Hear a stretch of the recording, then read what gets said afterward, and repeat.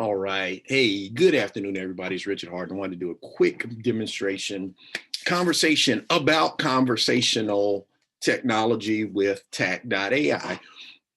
And by way of disclaimer, because I think this is our third conversation, so I want to make sure that we're very clear in our agenda for demonstration today to talk about the TAC difference, why we're unique in the marketplace, and the amount of time that we've really invested in making sure that our assistant technology was not only conversational, but worked in context and leverage the investment that our customers have made in Salesforce, but also put them in a position where it was able to help sellers beyond just being able to talk to it. Because I know a lot of confusion is out there with, things like Einstein that were basically just speech recognition applied to commands and context. So I'll go through a couple of things just in highlight a position where we are, what we do for the marketplace. Specifically, we'll go through extensive demonstrations of just the conversational capabilities and some of the unique things that TAC does in terms of the pull, the sales rep requesting information, and also talk about the unique positioning because of the way that we integrate, that we're able to proactively assist sellers in a conversational way. So all three of those things, not a long window of time, just to talk about the concepts. So I'm going to share my screen. Let me know when you can see my screen on your end, and let's jump in, because here's the concept. Overall goal is at the end of this conversation to understand how we help sellers intelligently. We intelligently assist sellers in the selling process with our bidirectional voice capabilities, meaning you talk to TAC and it's going to talk back to you based on the things that you do.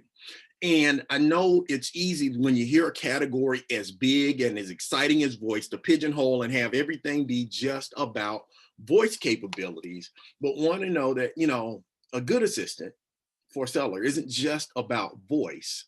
But it's, you got to think about it. If you hired an assistant and they can only do expenses, even though getting your expenses done is great, would you rather have something that does multiple things? So a good assistant, in our opinion, multifunctional, multimodal, multi-device. So even though I'll primarily be demonstrating from my iPhone today, understand that our goal at TAC is kind of be the Switzerland of AI assistants, meaning across platforms, across CRMs, not even required that it be Salesforce, multi-mode. So whether it's in hand, whether you chat, whether you text, or on an airplane and don't have internet, and whether we're on Apple, on your desktop, or on Android, to have the assistant have the intelligence to go with you wherever you are. So the analogy I like to draw is that Einstein voice, when it was out there, the idea was that it would give voice capabilities only through Salesforce mobile, only to interact with Salesforce.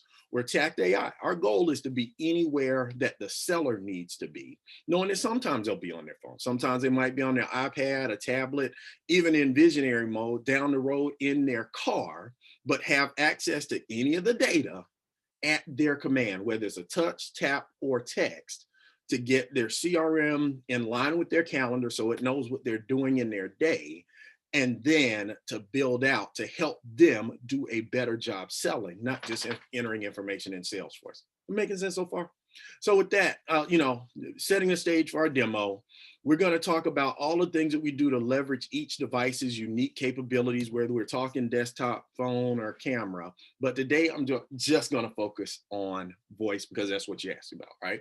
So we talk about voice. I'm going to go into a demonstration. I'm going to share some things from my phone in real time and have those things update in Salesforce. So a couple of things to keep in mind when it comes to the TAC bidirectional voice capabilities. We'll do some basic flows just so you get used to what the interface looks like and how things work, and understand the nature of our context awareness, where as we go through conversations, not only are we asking and having things answered, but it's keeping track of what things are important to me. So I'll go through a brief scenario. We'll look at an account, get the information about that account, update that opportunity, some of the details. We'll log some calls. We'll have some suggestions of the next logical action, do some reporting just so that you can get a feel for what the basics of TAC are. Then we'll take a step down into some other functions, but let's start with the basics, shall we? Any questions on that? So for grounding purposes, and so that we all start on the same page, let's start with the day in the life of the seller in Salesforce. So today will be in two screens at the same time, starting with the Globex Corporation. So let's look at the account Globex, how it exists in Salesforce today. This will be where we spend most of our time, understanding what's in there, updating the things that have to do with it, and then making our changes as we go through.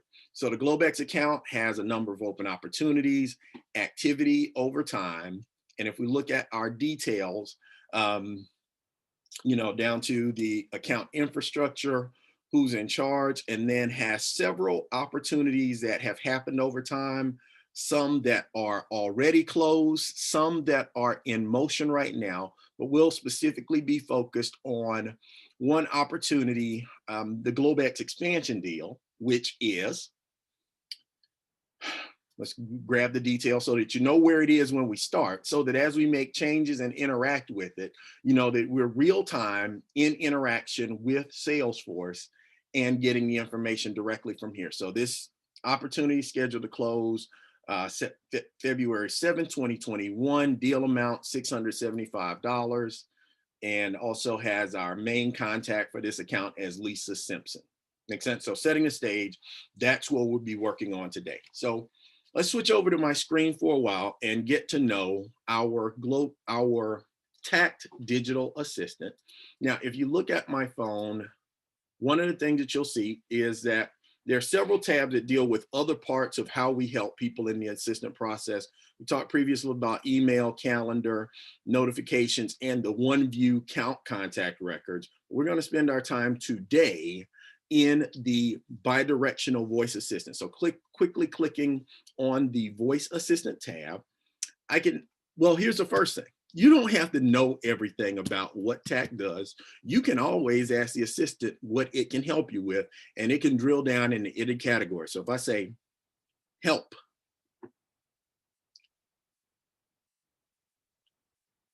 some of the things you can do with Tact: contacts, view and update CRM contacts; accounts, view and update CRM; logs, create a log in CRM; tasks, create or assign a task for a user in CRM; reporting, aggregation and charts; LinkedIn, connect with a contact on LinkedIn, add them to CRM and create a follow-up task; opportunities, view and update CRM opportunities.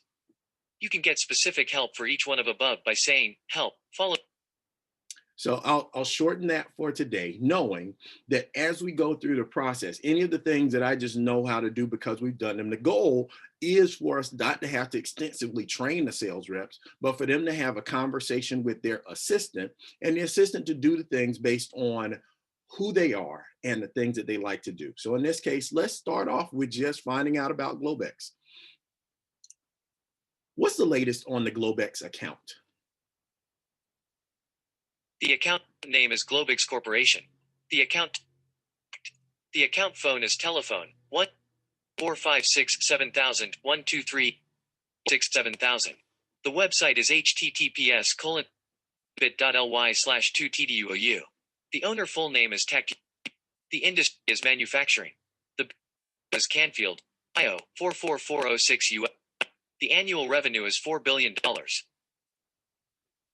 And what's the latest on the opportunity? The Globex expansion phase 1 deal is currently in RP stage. The deal is valued at $685,000 and is on February 7, 2021, probability of 60%.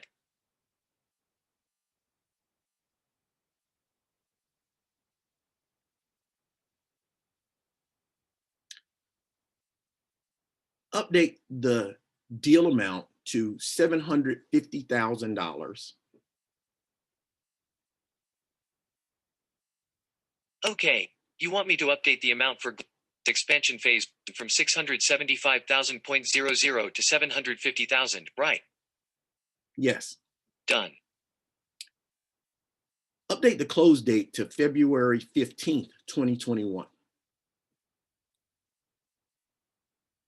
You want me to update the close date for Globex expansion from the 7th of February 2021 to the 5th of February 2021, right?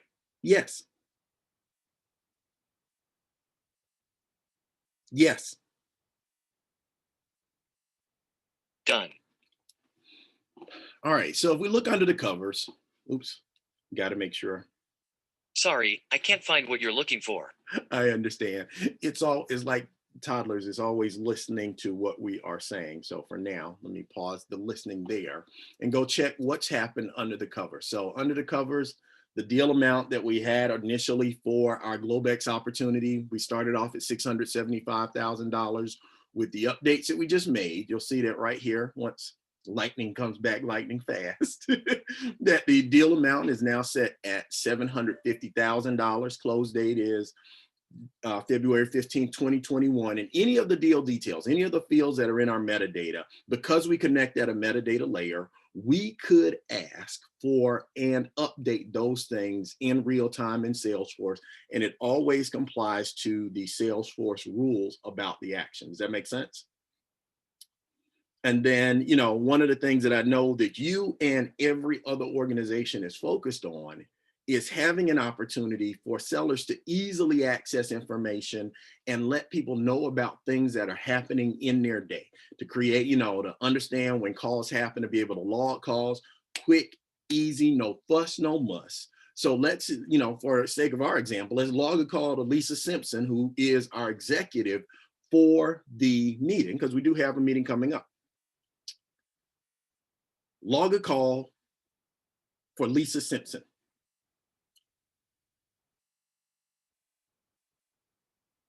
Okay, you want to create a new task to follow up with Lisa Simpson, right?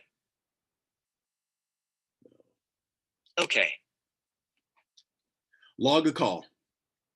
Log a call. Who or what is this log for? Lisa Simpson.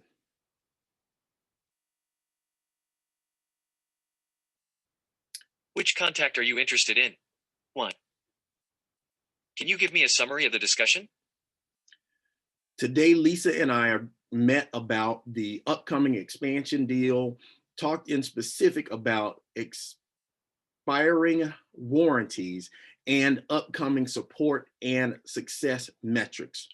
Looks like we were able to increase the deal amount, even though the date for signing will slip by a week. All good news.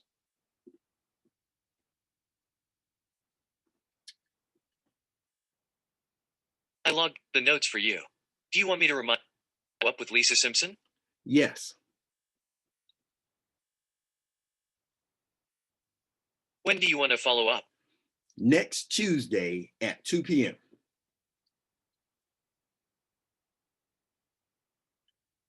Done. I created a task to follow up with Lisa Simpson on February 9th, 2021. Thank you. Thank you. Now, in our particular case, what that, oops. The key is In our particular case, what that allowed us to do was to have for our contact Lisa Simpson some new account activities show up. So it both showed us our event. Now, one of the things we won't go into detail about today, but it does keep track of all of the events and interactions that we have with a particular contact. And in Lisa's case, it does show that we have the meeting coming up today, but I also logged the call that I had with Lisa. So if I click in to look at my log call, that'll have my exact verbiage. Now, here's the advantage. As a seller in the field, I never had to leave the field. Matter of fact, I never even had to pop my laptop open. I just had a quick conversation, logged the task, and then you'll also note that under what's logged, there's also the future follow-up information for the task that we created. So the task that was also created in that compound command, because we did two things. We both logged a call and created a follow-up event, and both of those things show up in our logs over here. Does that make sense? So again, all the things that we have with Lisa, both current and upcoming, are in one place, and that's feeding information based on our conversations and our ongoing interactions through our pull mechanism. Does that make sense so far? Is everybody clear on the things that we saw in part one? Now, the last thing is getting information. Now that we've made this investment in getting information into the CRM, we can also do the things that we need to do to get information back from it. So we can ask simple questions like, what is Lisa Simpson's phone number? full name is Lisa Simpson. The business phone 502,010,000. The email is lisa.simpson@globix.com. The mobile phone is 212-666-6666. Run my pipeline report. Which report would you like? 1. Opportunity Pipeline Report RLH. 2. Xiaomali Opportunity Pipeline. I've sent you a detailed report. I've sent you a breakdown chart along with the. So it gives me the output along with the detailed breakdown by report amount in a CSV format. So I get all the information. Again, it is just getting to the place where we can get quick answers to quick questions. Now we're using the Salesforce API. So any reports that I run, defaulting to the reports that I run most often, because the assistant is learning to help me by going to get the things that I get most often, but it can also do ad hoc reporting. So I could ask it a question about the, total deals and deal amounts as we go through. Now, and we'll talk about how some of those features that you see are also powered by things that we might not have talked about in detail. What are my total deal amount by stage this quarter? Oh, my grammar was atrocious there. Let's do that.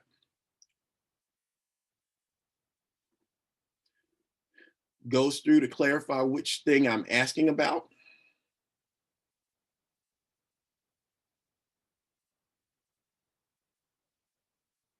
And we will come back to that in just a second.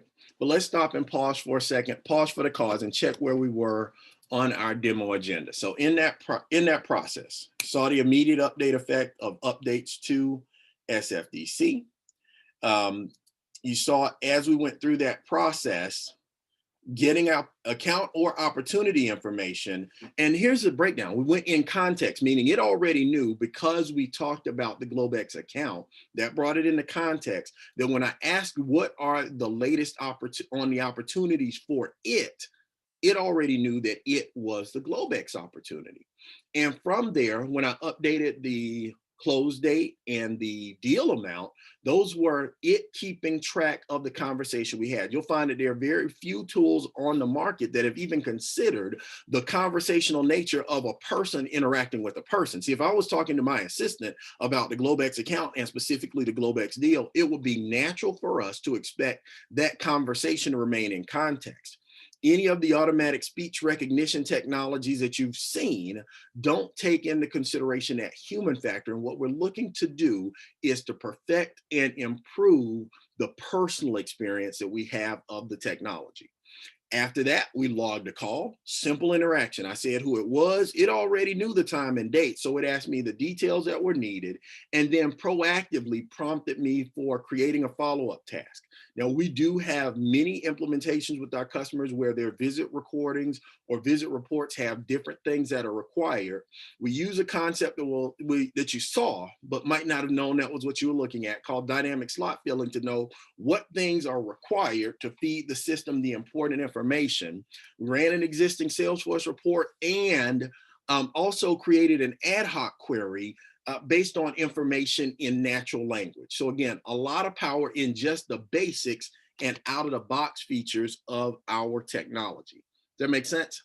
Now, a couple of things that we talked about on the more advanced side, there were indications of each of them, but I do want to call them out because one of the things that we're intentionally doing is finding ways to prevent users from being frustrated with their technology, teaching the technology to understand and clarify for them, not teaching them necessarily how to talk to Salesforce. So for example, there was a case of disambiguation. What is that? Well, I asked the assistant to do something that was ambiguous. I asked it to log a call for Simpson.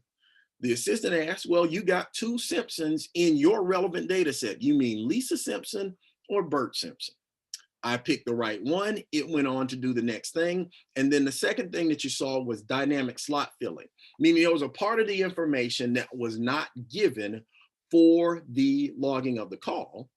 Part of what we do under the covers is make sure that any required fields that need to be populated, whether it's for validation rules or how the Salesforce metadata is configured, we capture that information as well. And this last one, I meant to do it, but I forgot. Let me go back and show you just how we handle Salesforce errors. Because here's what we do.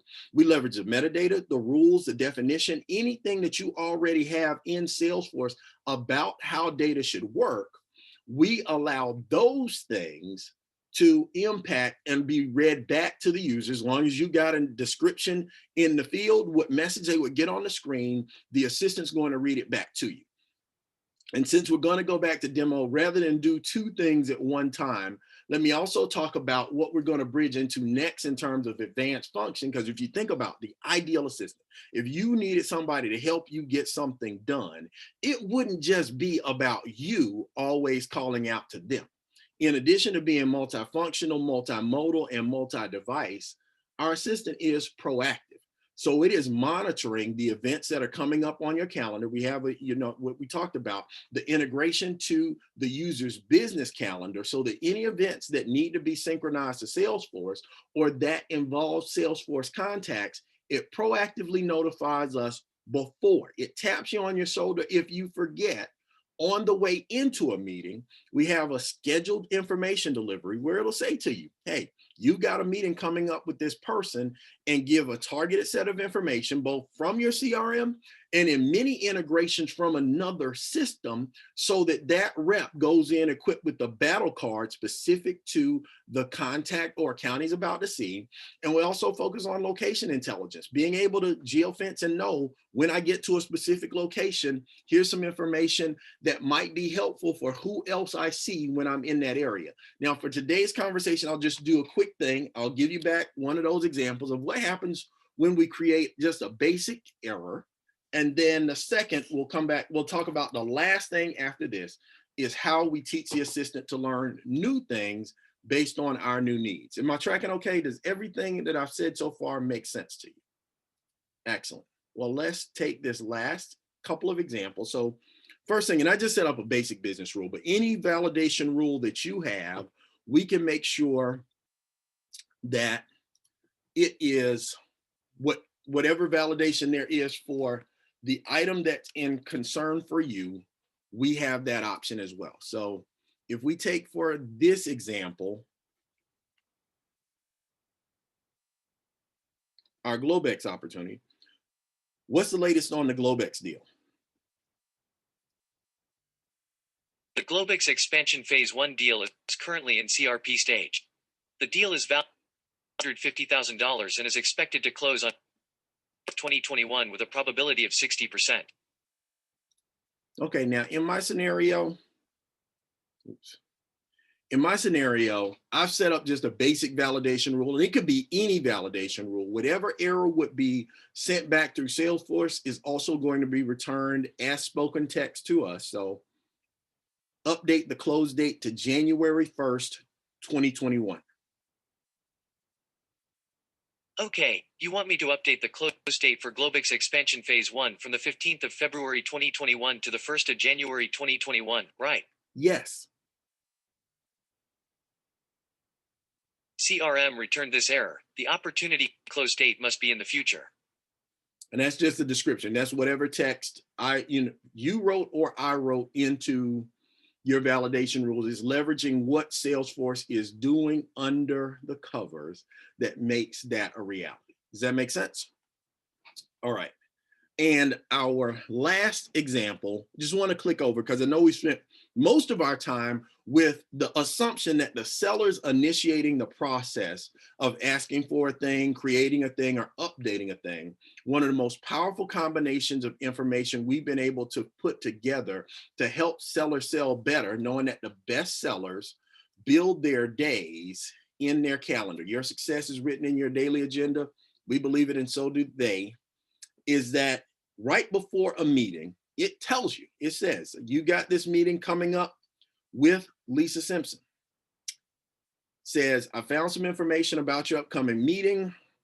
What would you like to see? Again, whatever things there are existing, account summary, open opportunities, tasks that are open, each of those things is configurable. So the menu of the delivery package that comes right before a meeting could be things that are in the CRM, could be from an external system. The goal is to get the seller what they need ahead of the time that they need it, proactively enabling them to sell better. Let's go for 3 and tasks, and it shows all the tasks, including the one that we just created today. So again, our goal is to make it simple for people to get the information that they need coming into a meeting, but it also taps on the shoulder and it would show up in their notifications just like this. Found some information about things coming up, and give the opportunity for them to log the meeting, set up a task in the same interface that we were just in. So let's say for the sake of this conversation, we want to set up a task about this meeting. It already has in contacts who we were meeting with, what we needed to do. All we need to do was tap in. Another successful meeting with Lisa. We are a go for February 15th, 2021. Saved it, fixed and forgotten. Now you have the full story so that each of the interactions, each of the things that we did, the meetings, the conversations, and everything else in full context for Lisa, updated in real time so that as things happen, as we had events, as we made and corrected notes, the information went directly to Salesforce, but we did not have to break our stride as sellers. We were just talking to our assistant. That's a quick high-level view of bidirectional voice. And again, I focused on things that are just our basic out-of-the-box features with the Tact digital assistant, but I do want to make sure that you are aware that the things that we do out of the box, the very next time we see an out of the box Salesforce instance will be the first time we have focused our assistant on the ability to be able to learn and do new things. So in addition to the things that we build in as intents and parts of our language, we have things like synonyms. Like I just thought about it. I use the word deal and opportunity interchangeably throughout this conversation, though deal is not a part of the metadata in Salesforce. So we define custom synonyms.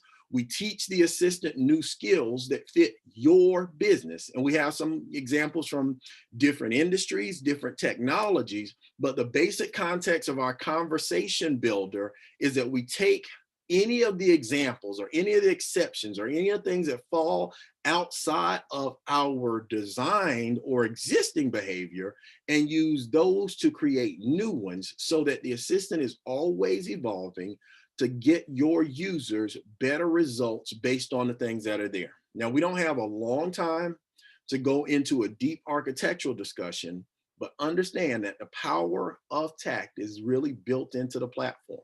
We got 5 patents in our technology's ability to do several things. First, connect to any data, any platform. So whether it's Salesforce, calendar, email, LinkedIn, the business intelligence warehouse, and to federate that data into a place where through our customization framework, we're now able to take the information about the calendar along with the information about the opportunities and push intelligently the things that need to do.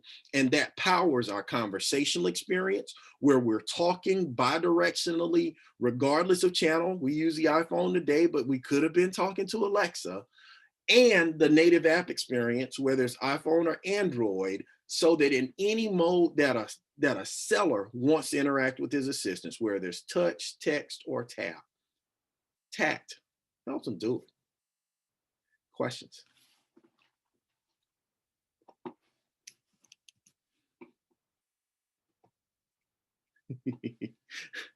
Well, I would talk about Einstein, but it's impolite to talk about. In summary, here's what you got when it comes to the Tact AI assistant. No longer really need to compare to what Einstein was promising, but this is what we were always building before and today. A system of workflow with voice, chat, and app experience, multifunctional assistant integrating not just to Salesforce, but to any data. It's user-centric. So it is focused on the seller, the things they need, the things that they do. And in addition to pulling information, meaning I got to go ask or send updates. It also sends those nudges and pushes tactically through the day of information that will either help the user remember to gather key information or provide them key information at the point of interaction, anywhere, any device. It's trainable to the behaviors that we need for your organization, enterprise grade. And we're in that place where we've delivered something that didn't exist after all the promises on the other side. This is Richard. let's go. Talk soon.